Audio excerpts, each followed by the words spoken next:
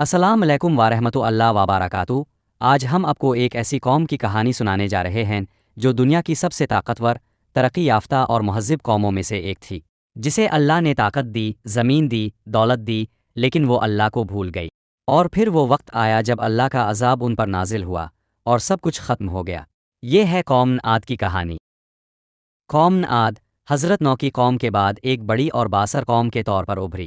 ان کا تعلق حضرت نوح کے بیٹے سام کی نسل سے تھا، اور یہ لوگ عرب کے جنوبی علاقے احقاف میں آباد تھے، جو آج کے یمن اور عمان کے درمیان واقع صحرا تھا۔ یہ لوگ نہایت طاقتور تھے، ان کے جسم قوی، قد بلند اور طاقت بے مثال تھی۔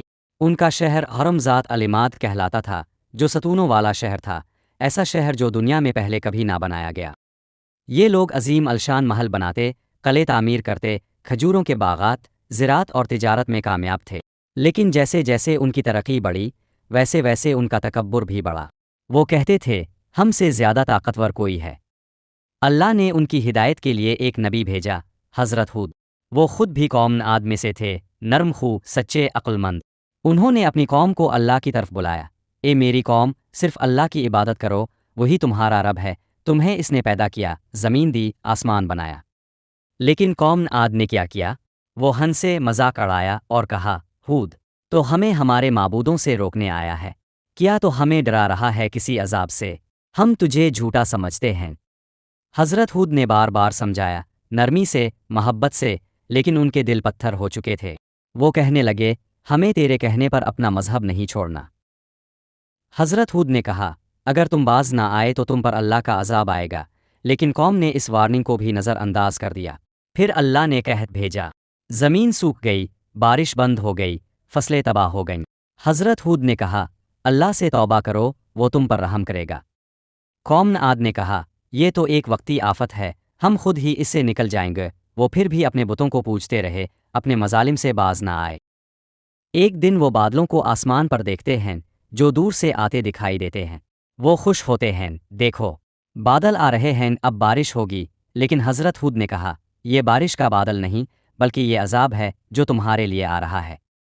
پھر وہ آندھیاں چلنا شروع ہو گئیں، ایسی زبردست ہوائیں جنہوں نے زمین کو ہلا دیا، خیمے اڑا دیے، درخت جڑوں سے اکھاڑ دیے۔ 7 راتیں اور 8 دن وہ طوفانی ہوائیں چلتی رہے۔ ایک لمحے میں قلعے گر گئے، محل زمین بوس ہو گئے، لوگ آسمان میں اچھالے گئے اور زمین پر گرے تو ایسے جیسے کھجور کے سوکھے تنے۔ پوری قوم مٹی میں دفن ہو گئی، سب کچھ ختم ہو گیا۔ صرف حضرت ہود اور چند ایمان لانے والے بچے، جنہیں اللہ نے بچا لیا۔ قوم عاد جو کہتی تھی، ہم سے زیادہ طاقتور کون ہے؟ اللہ نے انہیں دکھا دیا کہ سب سے طاقتور صرف وہی ہے۔ یہی وہ انجام تھا ان لوگوں کا جو رب کی نافرمانی کرتے ہیں، جو طاقت پر غرور کرتے ہیں، جو کمزوروں پر ظلم کرتے ہیں، اور جو اللہ کے پیغام کو جھٹلاتے ہیں۔ قرآن میں کئی جگہ قوم عاد کا ذکر آیا ہے۔ سورۃ الفجر میں اللہ فرماتا ہے، کیا تم نے نہیں دیکھا قوم عاد کو؟ حرم ذات العماد، وہ قوم جس جیسا کوئی اور نہ تھا۔ سورۃ الاحقاف میں بیان ہوتا ہے، ہم نے ان کو وہ سب کچھ دیا جو تمہیں نہیں دیا، لیکن وہ غرور کرتے رہے۔ سورۃ ہود میں حضرت ہود کی باتیں تفصیل سے آئی ہیں۔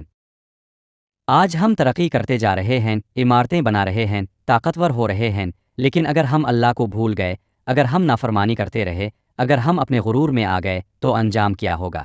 کیا ہم قوم عاد سے سبق لے گے وہی غلطیاں دہرائیں گے؟ اے اللہ، ہمیں ہدایت دے، ہمیں نافرمانی سے بچا، ہمیں قوم عاد کی طرح برباد نہ کرنا۔ ہمارے دل نرم کر دے، ہماری آنکھوں کو آنسو دے دے، اور ہمیں اپنی راہ پر چلا دے۔